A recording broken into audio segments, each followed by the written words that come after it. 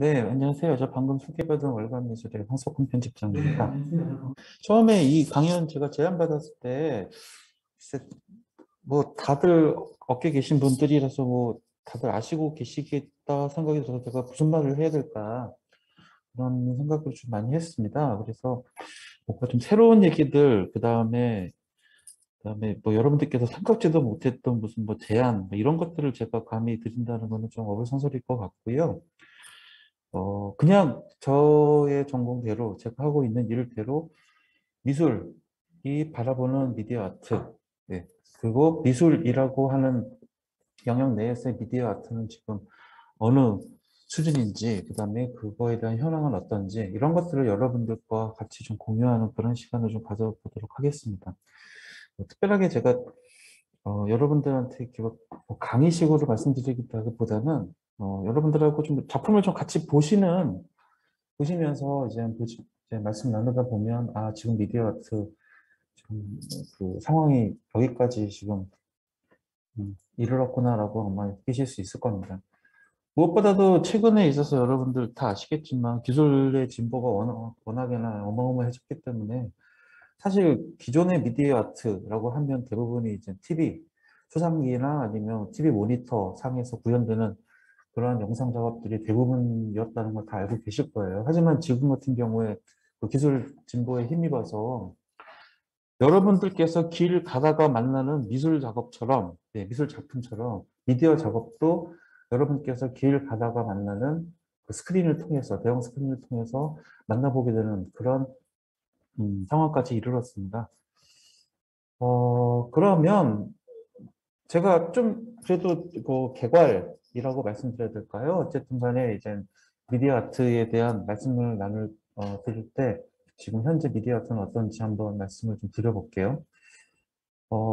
제가 지금 있는 곳이 이제 한국 콘텐츠 진흥연구원인데 여기서 이제 주최를 한 올해 이제 2021년도 그 콘진 지원금 규모가 약 4,842억 원 정도라고 지난 1월 달에 이제 콘진에서 발표를 했었어요. 2020년보다 이제 544억 원이 증가한 거고 퍼센테이지로는 12.6%가 오른 그런 상황입니다. 다시 말해서 어떤 콘텐츠 그것이 이제 시각화되는 콘텐츠에 지원하는 이런 것들에 대한 중요성이 점점 이제 늘어나고 있다라고 하는 상황이라는 거 말씀드리고요. 뭐 다들 아시겠지만 여러분들께서 아까 제가 서두에도 말씀드렸지만 길을 가다가 만나는 이러한 이제 그런 콘텐츠들이 대단히 많아졌습니다. 일단은 한번 그 여러분들께서 한 번이라도 보셨을 그러한 그 미디어 아트 작업들을 한번 보실까요?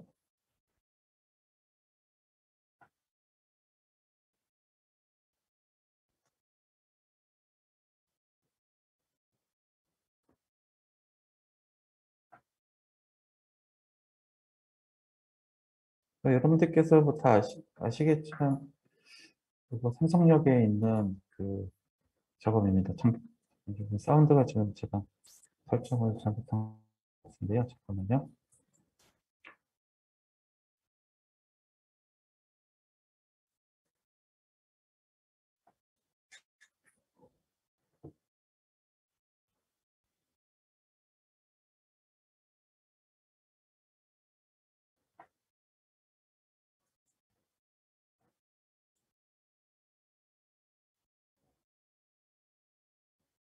네, 지금 삼성역 앞에 있는 이 SM타운에 설치된 이제 작업 보고 계십니다. 디스트릭트의 이제 그 파도 작업, 이거 대단히 어, 큰 반응을 일으켰던, 미술계 내에서도 큰 반응을 일으켰던 작업이기도 해요. 이분들이 이제 미술을 전공하지 않은 분들임에도 불구하고 이런 식으로 뭐 고품질의 미디어 아트를 좀 재생했다라고 하는 것, 그것 때문에 좀 회자가 됐었거든요. 특히나 이제 나중에 그 우리나라 메이저 화랑이라고 하는 국제 갤러리에서도 이 디스트릭트의 이 작업이 바로 상영이 됐던 그런 적이 있습니다. 그러면 또 다음 작업 한번 또 보실게요.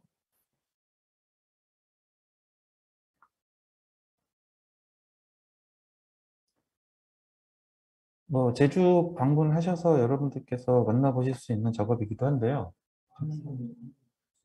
네.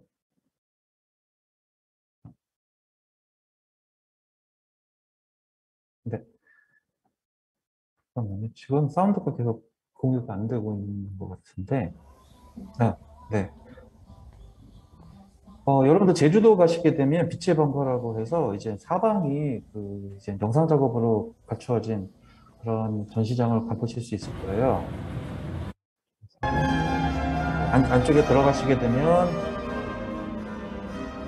이런 식으로 이제 월에다가 싸서 지금 보고 계신 작업을 이제 고흐와 고갱 작업을 만나볼 수 있게 하는 영상 작업입니다. 그래서 처음에 이 작업을 이제 만나볼 수 있게 어쨌든 프랑스에서 라이센스를 사와서 지금 이제 그 월에다가 이런 식으로 화면을 비춰서 이제 완전히 그 들어가 있는 사람들이 마치 진짜 눈앞에서 그 작업을 가까이서 보게끔 만드는 그러한 이제 시각적 효과를 보여주고 있습니다.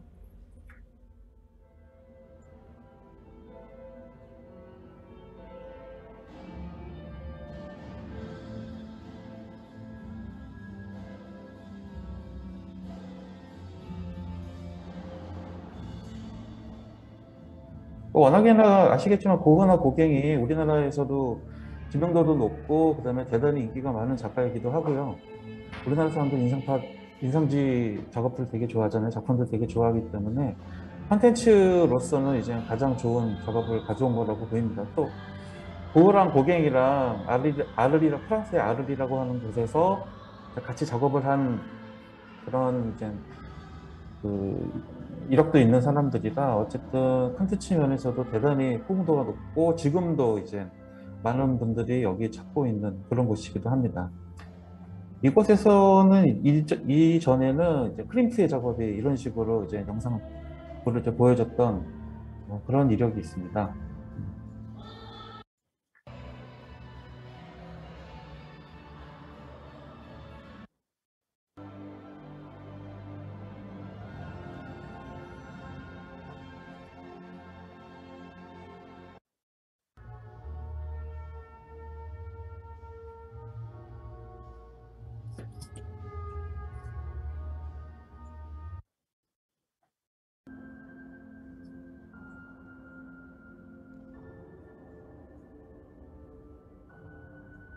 네, 그러면 또 다른 작업도 한번 볼게요.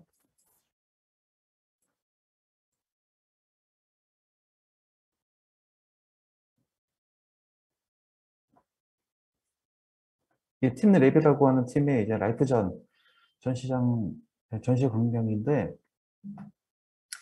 예, DDP 동대문 이제 그 가보시게 되면 이제 그 옛그 동대문 농장 터에 독특한 디자인의 이제 건축물 보시게 될 겁니다. 그 안에서 이제 전시됐던 거고요.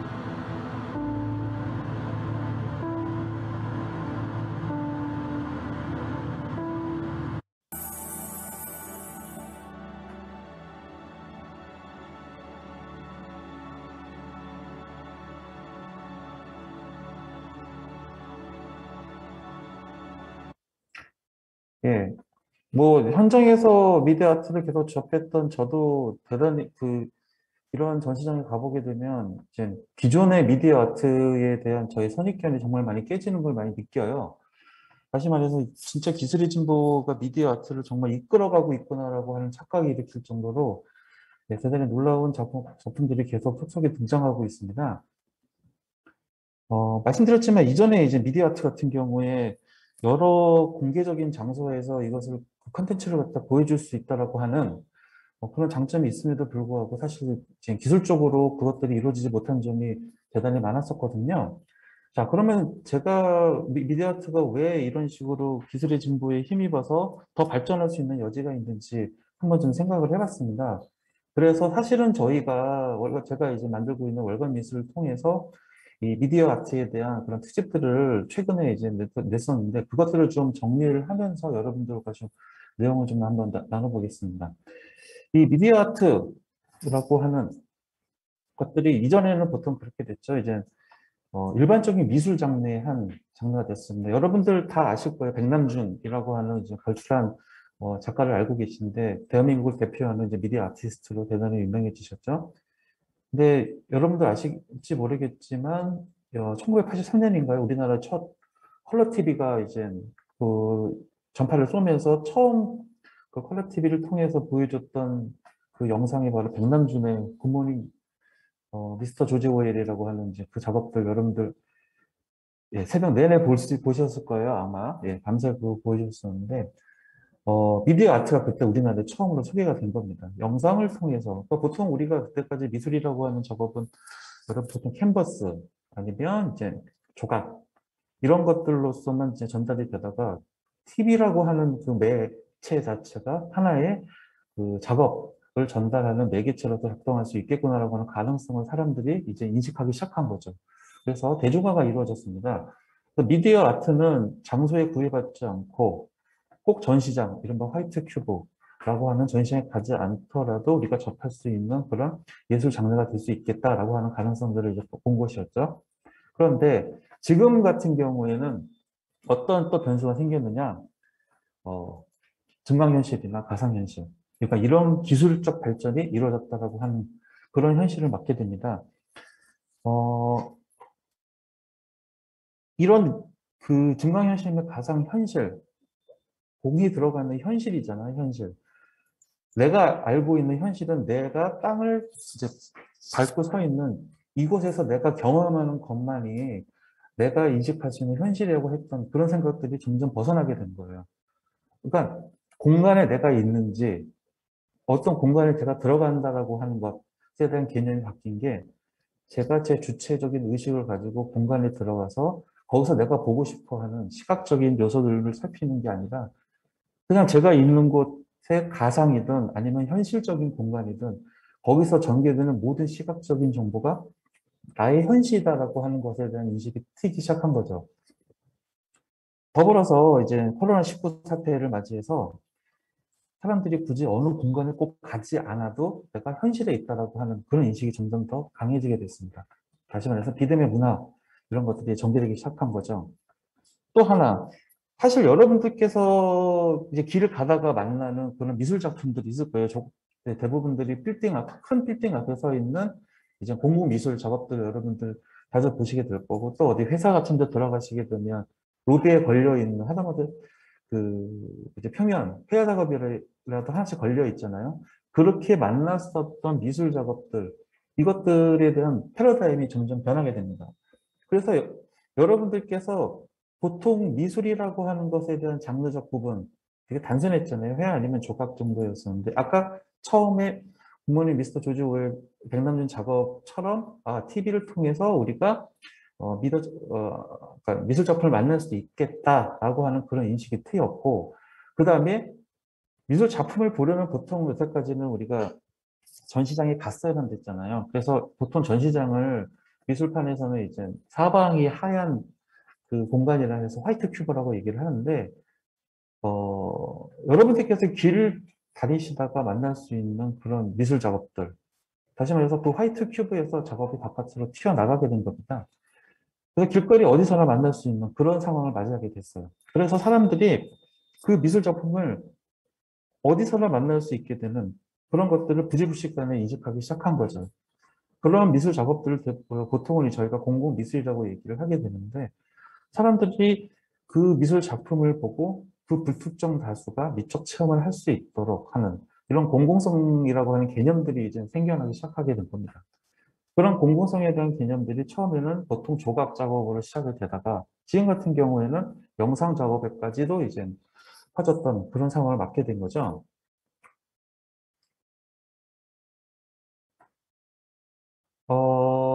그래서 이제 그렇게 맞이하게 된 그런 작업들, 이것들에서 그 영상 작업, 왜냐하면 미디어 파사드나 아니면 스크린이나 이런 것들이 점점 기술적인 진보를 이루면서 빌딩 벽에 걸리기 시작합니다.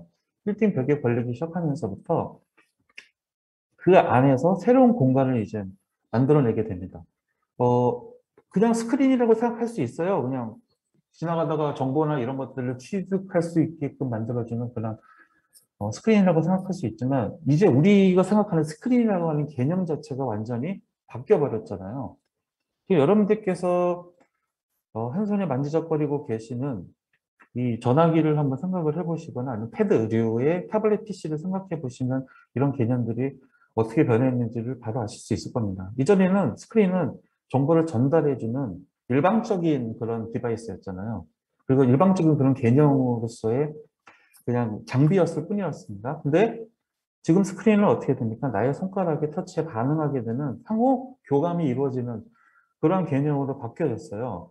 그래서 그 스크린 자체가 그냥 평면의 정보 전달의 디바이스에서 나와 교감하고 있는 또 다른 공간으로서의 이제 개념으로 변해갔다는 거죠. 그래서 그 스크린을 통해서 받아들이는 시각 정보 때문에 내가 그 공간 안에 놓여 있다라고 하는 그런 경험을 하게 됩니다. 그러니까 반응을 보인다라고 하는 것 때문에 이제 그렇게 되는 경험을 하게 되는 거죠. 우리가 보통 그 스크린을 통해서 바라보는 것, 스크린을 통해서 일방적으로 정보를 받아들이는 것은 흡사 우리가 들판에 나가서 그 풍경을 바라보는 것과 거의 다르지 않았었어요. 그래서 나와 그대로 내가 바라보고 있는 대상 자체가 분리가 돼 있었던 그런 것들이 이전까지 미술 작업을 바라보는 시각이었죠. 그러니까 여러분들께서 미술 작품을 보고 감상을 한다라고 하는 개념이 바로 보는 사람, 나와 그다음에 내가 보는 대상, 이 둘 사이에 어떤 간격이 유지됐던 것이 사실입니다. 근데 잘 생각해보면 우리는 그런 개념에 사실은 좀 이질감을 느낄 수밖에 없는 그런 문화권에 살고 있어요. 우리는 보통 풍경이라고 하는 얘기를 한 게 아니라 보통 산수라고 얘기를 했고 우리가 거기에 놓이는 것을 그러니까 나와 자연이 하나가 되는 그런 개념의 문화권에 살고 있었던 사람들이잖아요. 그래서 오히려 이런 것들을 받아들이는 데 있어 뭐 굳이 한국이라고 하는 그런 어떤 국가적인 개념을 들먹이지 않아도 아시아권에 이제 있는 사람들이 오히려 서구의 나와 대상이 분리됐던 그런 개념보다는 합일이 되고 그거와 동화되는 그런 것들에 좀 더 익숙해져 있지 않느냐. 그걸 생각을 하시게 되면 여러분들께서 어떤 그 스크린이라고 하는 그런 장비가 나와 교감하기 시작한다라고 하는 것에 비유할 수가 있을 거예요. 어떤 공간에 내가 놓이는 그런 것들이 내가 전혀 관계없는 공간에 놓인 게 아니라 나와 공간이 하나가 되는 이게 바로 요즘 미디어 아트의 어떤 그런 흐름과 이제 연결되어 있지 않나 그런 생각을 해봤습니다. 어, 그래서 미디어 파사드라고 하는 거는 이렇게 바뀌어진 스크린 개념의 변화에 이제 부응하면서 어떤 식으로 갔느냐. 뭐 파사드라고 하는 거는 건물의 이제 가장 정면에 있는 이제 그러니까 파사드가 이제 영어로 보시게 되면 얼굴이라는 뜻이잖아요. 이제 예. 그래서 그 건축물을 그냥 건축물로서만 인식하게 하는 게 아니라 미디어 파사드를 통해서 그 건축물이 놓인 공간에 이 건축물을 해석할 수 있도록 재의미화하고 재맥락화하는 그런 이제 기능을 하게 되고요. 보통은 정보 전달하잖아요. 네. 거기 안에서 우리가 들여다보면 오늘의 뉴스가 뭐가 나오고 날씨가 어쩌는지에 대한 정보를 전달하는 이제 그러한 그 기능을 하면서도 우리의 감각을 자극하는 새로운 이제 컨텐츠들을 그 안에서 플레이하고 있습니다. 그래서 뭐 프로젝션 매핑이나 그다음에 뭐 이른바 이제 기호 이런 것들과 이제 결합해서 사이니지라고 얘기를 하는데 이것과 결합해서 우리가 갖고 있었던 그런 감각을 또 다른 감각을 시각 말고 다른 감각들을 자극하고 있다는 거죠. 그러니까 내가 그 공간에 놓여서 공간에 놓인다라고 하는 건 내가 눈으로 보는 것들만 의미하는 게 아니라 그다음에 어떤 촉각이나 다른 어떤 그런 감각들을 활성화시킨다는 의미하고도 연결될 수 있는 거니까요. 근데 이런 개념들은 사실은 서구에 있어서 그 회화의 가장 그 기본적인 문제였던 눈속임. 그러니까 그 보통 서구 미술사에서 가장 중요한 그 관건들은 뭐였냐면 이 눈이 받아들이는 정보와 그다음에 내가 실제로 본질을 파악하는 데 있어서의 감각을 어떻게 이제 해결을 하느냐의 문제였습니다. 그러니까 어떻게 보면 우리는 지금 입체를 보고 있지만 여러분들께서 보는 그 회화 작업은 평면이잖아요. 그러니까 입체를 평면으로 옮긴다라고 하는 것 자체가 본질을 왜곡하고 거짓말을 하는 게 아니냐라고 툭탁툭탁 싸웠던 것이 이제 서구 미술사의 역사라고 볼 수 있겠는데 스크린도 마찬가지입니다. 보통 스크린도 평면으로 보여지는데 이것들을 어떻게 눈 속여서 입체화할 수 있느냐 아니면 그것들을 좀 더 이제 실제와 가깝게 감각할 수 있게 만들어 주느냐라고 하는 이런 맥락하고도 이제 연결이 되어 있는 거죠. 여기에 이제 가장 큰 역할을 한 게 바로 기술의 발전입니다. 예. 뭐 이거는 현장에 가서 직접 그 회화 작업을 보는 것보다 미디어 작업을 볼 때 좀 더 벅찬 감동을 느낄 수 있는 지금의 현실과 정말 연결되어 있는 기술 발전이 없었으면 아마 미디어 아트를 보면서 아마 감동을 느낄 수 있을까 의심에 봄직합니다. 그리고 기술의 발전으로서 관객들이 그 작업에 동참할 수 있도록 하는 이제 그런 계기들도 만들어냈거든요. 소위 말하는 인터랙티브가 가능한 그런 상황에 이르렀다라고 말씀을 드릴 수가 있겠고요. 그래서 이제 미디어 파사드가 우리한테 제공하는 것들은 물리세계와 이제 가상세계, 다시 말해서 또한 이제 물질과 이미지, 그러니까 우리가 물리적으로 촉각적으로 느끼는 것과 그다음에 그거를 굳이 하지 않더라도 마치 느끼는 것, 거의 흡사하거나 똑같은 경험을 할 수 있게 해주는 것, 이런 것들을 이제 경험을 증강시켜주는 이제 그런 역할을 하고 있습니다. 또 세계관의 변화를 야기한 거. 이거는 뭐 여러분들께서 지금 비대면 시대를 맞이해서 내가 그를 만나지 않더라도 나는 그를 만난 것 같다라고 하는 그런 착각 속에 살고 있잖아요, 우리가. 특히나 저도 사실 요즘 말하는 SNS라고 하는 것들을 하다 보면 그 사람을 만나지 않았는데도 불구하고 그 세계에서 나는 그 사람을 만났어요, 이미. 그래서 오프라인에서 만나면 진짜 만난 것 같아요. 네, 그런 착각들을 불러일으키게 하는데 미디어 파사드가 아마 그런 그 역할을 하는 데 있어서 더 이제 역할을 담당할 것이다라고 생각을 합니다. 그다음에 이제 결국에는 미디어 파사드가 궁극적으로 추구하고자 하는 것은 이제 현실을 구현하는 거, 리얼리티. 가상이든 왜냐하면 우리의 이제 세계는 현실은 가상이든 실제든 모든 것들이 다 한꺼번에 이제 같이 공존하고 있는 그런 시대에 살고 있거든요. 현실. 그러니까 정말 그럴듯한 그런 현실을 구현해내는 게 미더파사드의 최종 목표이지 않을까. 그래서 미더파사드는 그 우리에게 새로운 환경을 익숙하게 하는 이제 도입 콘텐츠로서 중천트 세계로 안내하는 그런 문이 될 것이다. 라고 하는 것이 이제 미디어 아트를 연구하시는 분들의 이제 공통된 그런 주장이고요. 항상 이제 갈등을 하게 될 겁니다. 이렇게 미디어 파사드나 이런 걸 통해서 우리가 몰입하는 것과 예술가의 그 간극의 충돌들, 또 어떨 때는 예술이 그거 미디어 파사드를 활용해서 그것과 이제 병행해서 가는 이러한 그 뭐지 이제 대립과 그다음에 이것과의 협력 이런 것들이 지속적으로 이루어질 것이다. 라고 하는 게 지금까지의 미디어 아트에 대한 이제 개념적인 그런 얘기들이고요. 그러면 뭐 정말 이렇게 얘기해봤자 여러분들께서 작품 하나 보는 것만큼 더 좋은 건 없거든요. 그래서 대표적인 미디어 작가들 좀 소개를 좀 드리고요. 그 다음에 이 분들의 작업들을 좀 한번 보겠습니다. 여러분들 다 한 번씩은 보셨거나 아니면 여러분들께서 정말 작가 이름만 유튜브에서도 쉽게 보실 수 있는 그런 작업들이 있습니다. 네. 뭐 미디어 아트에서 이제 대표적인 작가로 하는 이인남 작가의 작업을 좀 보도록 하겠습니다.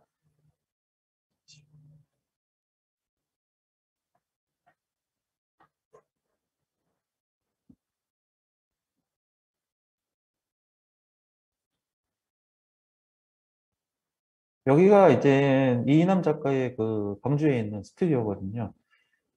미디어 작업으로 하자면 이 작가가 아마 지금 가장 활발하게 활동하고 있는 작가일 거고요. 얼마 전에 경복궁에서 이렇게 미디어 그 월을 파사드를 활용해서 이제 설치 작업들, 영상 설치 작업을 선보였던 적도 있었고요. 역시 같은 작업인데 이렇게 컨텐츠를 바꿔가면서 보여줬습니다. 이거는 이제 2005년도 광주에서 열린 하기 유니버시아드 게임 이제 폐막식 때 이제 그 프로젝션 매핑을 활용해서 이제 그 이남 작가의 작업이 이런 식으로 소개가 됐었고요. 그다음에 요거에 대한 영상을 좀 한번 여러분들하고 같이 좀 보겠습니다. 당시 설치됐던 그런 광경이고요.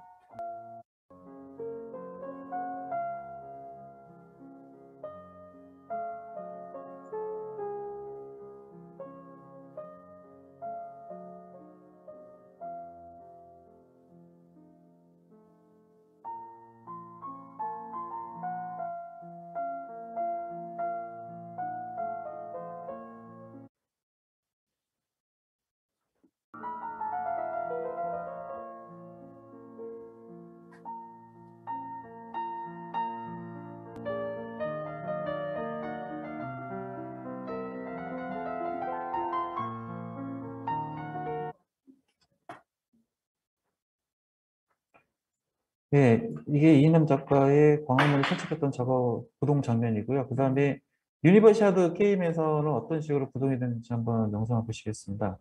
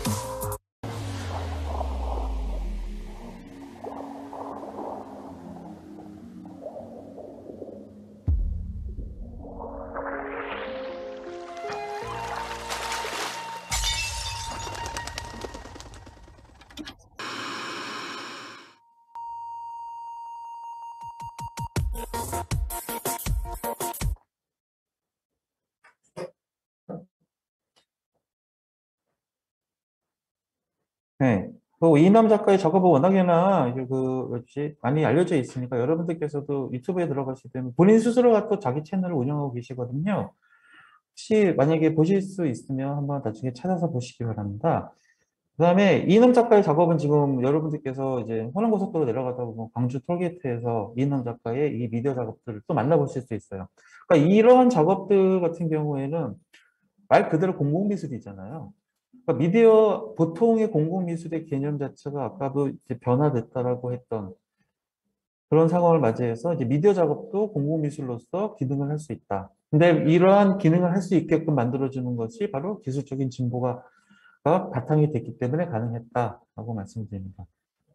요거 한 구동 장면을 한번 볼까요? 네, 여러분들께서 그 광주 내려가시면 아마 이제는 좀 한번 눈여겨서 보시게 되지 않을까. 네.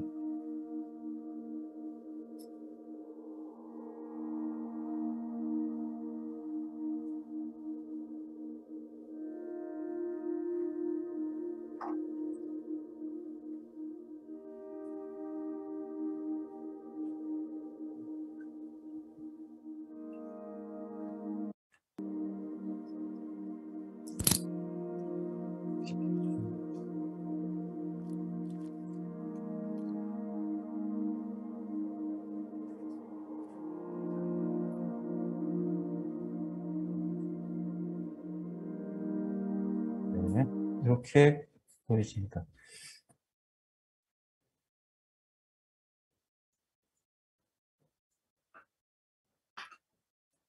네, 다른 이인남 작가의 작업이고요. 이거는 지금 국립중앙도서관에 지금 이제 설치되어 있는 작업이고, 이것도 이제 프로젝션 매핑을 활용해서 보여지는 작업입니다.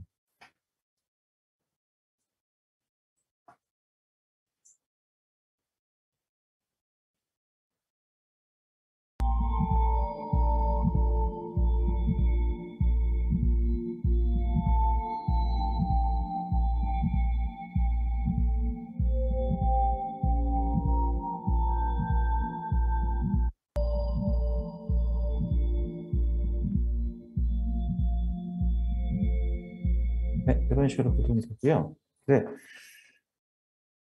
그래서 이남 작가 같은 경우에는 이런 작업들이 이제 이남의 작업을 대표하는 작업을 할 수 있는 작업이라고 할 수 있는데, 여기에 지금 나와 있는 우리 옛 그림들, 여기에 이제 움직임, 액션을 집어넣어서 보여지는 이제 그런 작업들로 이제 잘 알려져 있죠.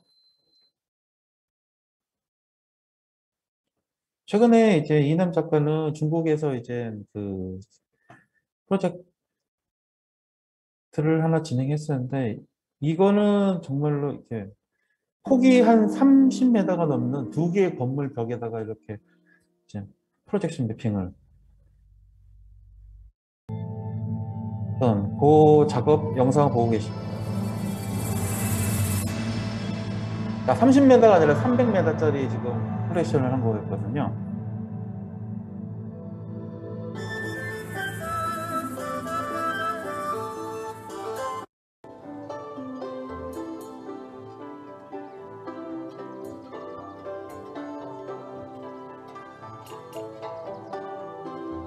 이런 식으로 지금 진행이 됐었던 작업입니다.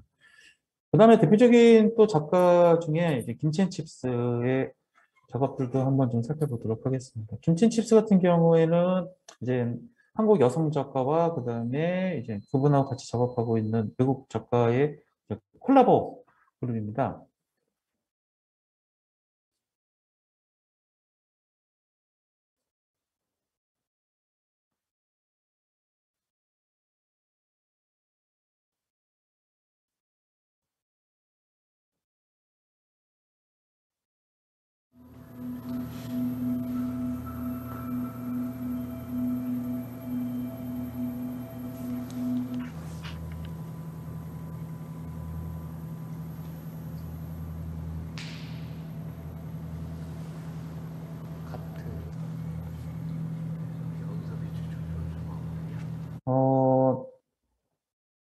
또 다른 김첸칩스의 작업 보도록 하겠습니다.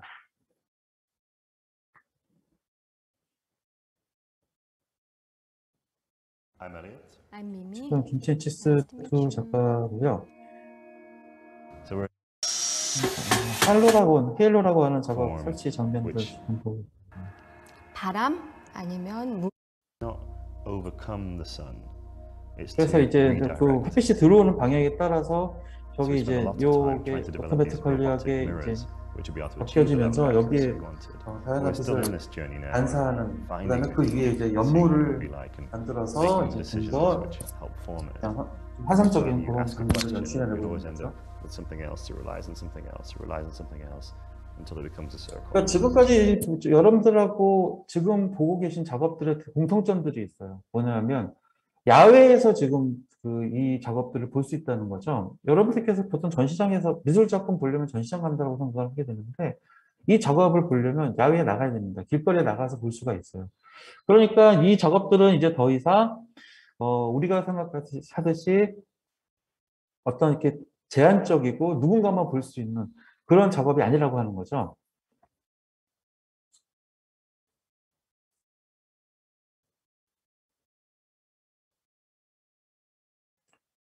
자, 그러면 다른 작가 또 한번 보겠습니다. 이해승 작가. 이해승 작가 같은 경우에도 보통 이렇게 전시장 안에서 보여지는 이런 작업들도 보이지만,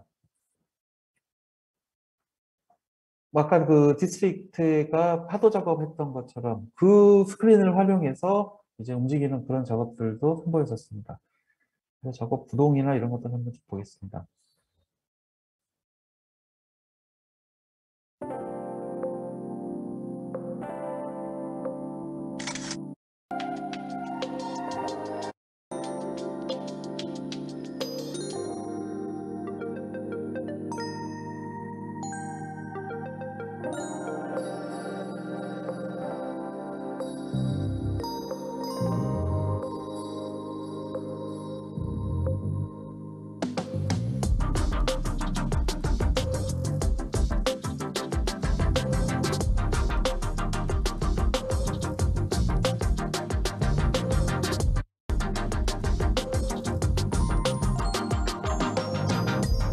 그래서 지금 보이시는 것과 같이 바닥에 있는 QR코드를 스캔하게 되면 이 영상을 배경으로 해서 이제 증강현실이 이제 같이 펼치게 되는 그러한 이제 작업이 되겠습니다.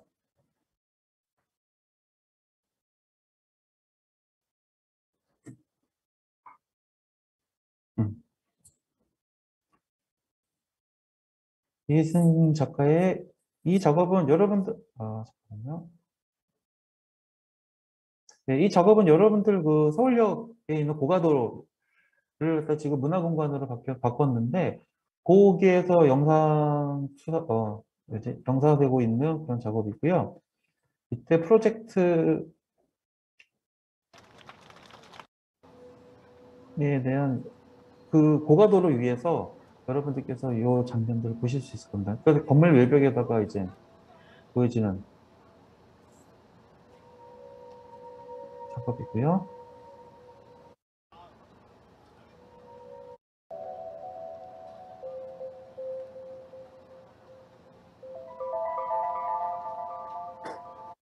네. 마지막으로 이제 최찬숙 작가의 작업을 좀 한번 같이 좀 보겠습니다. 이 최찬숙 작가 같은 경우에는 가상 공간만 만들어내는 게 아니라 가상의 현실을 만들어내고 그거에 대해서 내러티브를 이제 여기다가 입히거든요.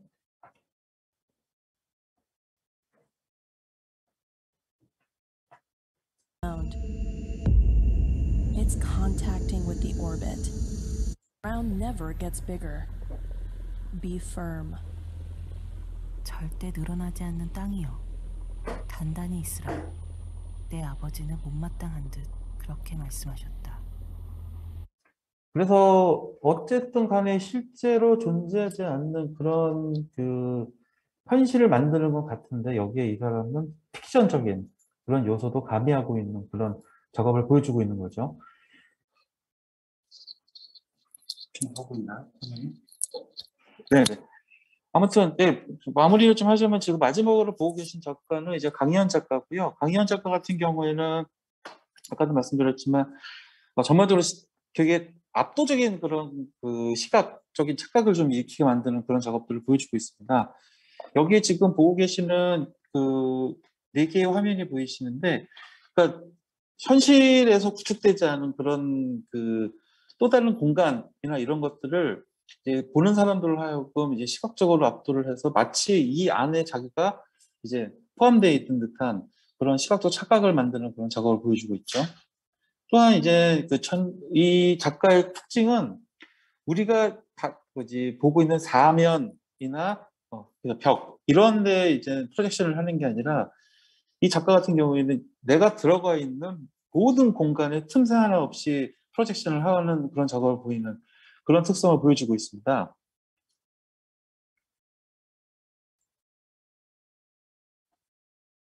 그래서 지금 같은 경우에도 이제 마치 이제 그 벽에서 그 천을 사이에 두고 이제 그걸 밀어내는 듯한 뒤쪽에서 퍼포밍을 하고 있는 그런 상황을 연출하고 있고요. 지금 보고 계신 분이 강희연 작가인데 지금 동영상이 재생이 안 되는데 어쨌든 강희연 작가의 작업도 여러분들께서 유튜브를 통해서 아마 보실 수 있는 그런 작업들이 대단히 많아요. 어쨌든 그거 참고해서 보시게 되면 아마 도움이 좀 되실 겁니다. 그래서 오늘 저 얘기들을 갖다 좀 정리를 좀 마지막으로 해보게 되면 아무튼 미디어 아트에 대한 기존의 생각들이나 이런 것들은 대단히 많이 바뀌게 됐다. 그것들을 갖다 바탕하게끔 한 것은 정말 기술적인 발전이 톡톡한 역할을 해왔고, 사실 지금 현재 그 작가들 같은 경우에도 이 미디어 아트 쪽에 있는 작가들의 가장 큰 고민이 이전에 본인이 생각했던 컨텐츠를 그거에 적합한 디바이스나 아니면 그거에 대한 해상도 이런 것들을 통해서 보여주고 싶어 하는 그런 욕구들이 있었는데 이전까지 정말로 그런 그 기술이 뒷받침되지 못했던 게 현실이긴 했었어요. 근데 지금 최근에 이제 지금 보셔서 아시겠지만 이런 식으로 대규모 이제 그런 미디어 그 월에다가 벽에다가 쏘는 그런 작업들이 활성화된 이유는 네, 말 그대로 정말로 기술적인 발전이 가장 큰 영향을 미쳤던 것이 사실입니다. 따라서 여러분들께서 생각하시는 미디어 아트가 보통 이렇게 뭐 대단히 이제 어떤 공부가 필요하고 학습이 필요하고 또 어디로 이동해서 가야 되고 전시장에 가야 되는 그러한 미디어 아트로서 이제 기능을 하는 거는 기능을 계속 하고 있지만 여러분들께서 만나는 스크린, 길거리에서 만나는 그런 스크린에서도 여러분들께서 그런 작업들이 이제 쉽게 만드는 시대에 살게 됐다라고 하는 그것이 바로 지금까지 이제 발전되어 미디어 아트의 지금의 현실이라고 할 수 있겠습니다. 자, 그러면 여기에서 오늘의 얘기들을 좀 정리를 좀 하겠습니다. 마치겠습니다. 고맙습니다.